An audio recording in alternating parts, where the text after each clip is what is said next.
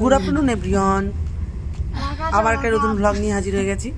আর তখন আপনাদের বলে রেখেছিলাম যে আমরা ওই হোটেলে ঢুকছিলাম, তো হোটেলটা আমাদের পছন্দ হয়নি। খুবই নোংরা অবস্থা ছিল ভিতরে, বাইরে থেকে যতটা না সুন্দর, ভিতরে খুবই নোংরা পরিবেশ। দাম ঠিকঠাক ছিল, 1000 টাকা পার রুম বলেছিল, কিন্তু আমাদের একদম রুম একটু বছর ছোটো ছোটো রুম আর নোংরা, ভালো ছিল না। তো সবাই মিলে আলোচনা হলো যে আমার এখান থেকে চলে যাওয়া উচিত অন্য কোনো জায়গায়। তো আমরা সবাই ডিসিশন নিলাম, যেহেতু ওখানে কোনো হোটেল ছিল না, 3টে হোটেল ছিল, তার মধ্যে ওইটুকু এটা একটু ভালো ছিল। আর তারপর ওখানে বাইরে খাওয়ার জায়গা সেরকমটা ছিল না, একটা হোটেল ছিল। আর ওই চা একটু টিফিন ভাত টাত পাওয়া যায় না, অর্ডার করলে হয়তো করবে, বাট ওরকম হলে হয় কি সন্ধ্যাবেলা একটুখানি, যেহেতু আমরা একদিনের জন্য বেড়াতে গিয়েছি, তো একটুখানি ঘুরতে না গেলে বা একটু না খাওয়া দাওয়া করলে কি হয়।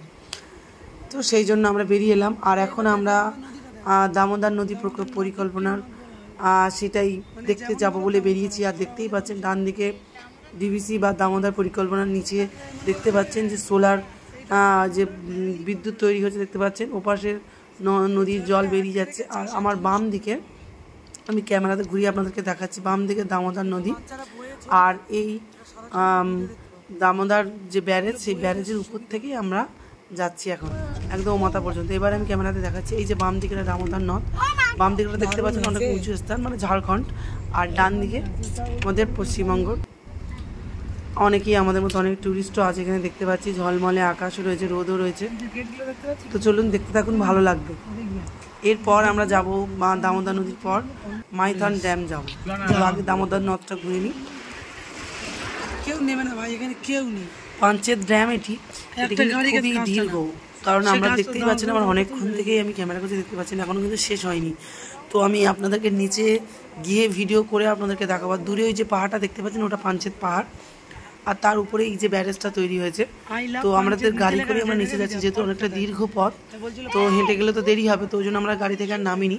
আমরা এই যে সিঁড়িটা দেখালাম, ওই যে সিঁড়ি থেকে নিচেও নামা যায়, তো আমরা গাড়িতে করে নিচে যাবো। যে দূরে ওই পার্ক দেখতে পাচ্ছেন, ওখানে বাচ্চাদের কোনো খেলার জায়গাও রয়েছে। পাপা দাঁড়াও, পার্কে নামবো। চুপ কর, দাঁড়াও, ফুচকা আছে নিচে।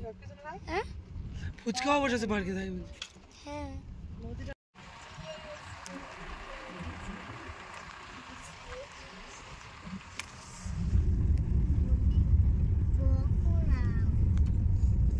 গাড়ি ভাড়া করে আনছে না, গাড়ি ঢোকায় না, আমরা হেঁটে হেঁটে ঘুরছিলাম। বলো, খুব সুন্দর পরিবেশ। এবার আমরা নিচের দিকে নামবো, নিচের দিকে নেমে আপনাদেরকে দেখাবো পরিবেশটা। এই দেখুন, নিচের দিকে নেমে উপরের ওই ব্যারেজ অংশটা, এটা ঘুরে নিয়ে আমরা আবার ওই যে দূরে দেখতে পাচ্ছেন ওই যে পাহাড়, পাঞ্চেত পাহাড়, আমরা আবার ব্যাকে ওখানে যাব।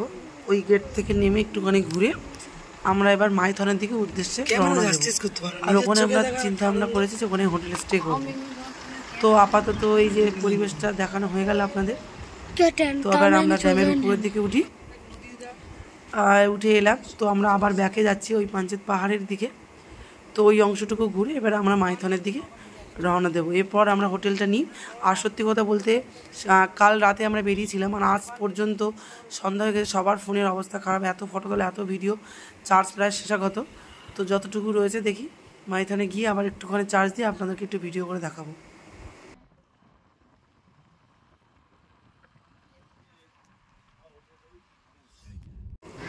সামনেই দেখতে পাচ্ছেন, এটা কিন্তু মাইথন ড্যামের আমরা একদম পাশেই হোটেলটা নিয়েছি। তো চার্জ না থাকার কারণে আমরা পুরো ভিডিওটা আপনাদের সঙ্গে শেয়ার আমি করতে পারিনি, তার জন্য দুঃখিত। আর হোটেলটা খুঁজতে খুব কষ্ট হয়ে গেছে, প্রায় সন্ধ্যা হয়ে গেছে।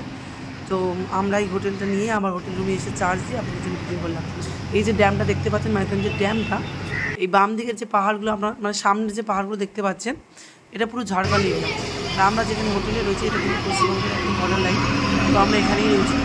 আর আজকে আমরা হয়তো সন্ধ্যাবেলা একটুখানি খেতেই বেরোবো এই ড্যামের চারপাশ থেকে।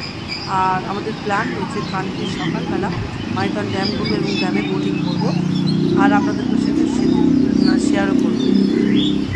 তো চলুন, সন্ধ্যাবেলা আবার বেরিয়ে পড়লাম রীতিমতো সকলে রেডি হয়ে।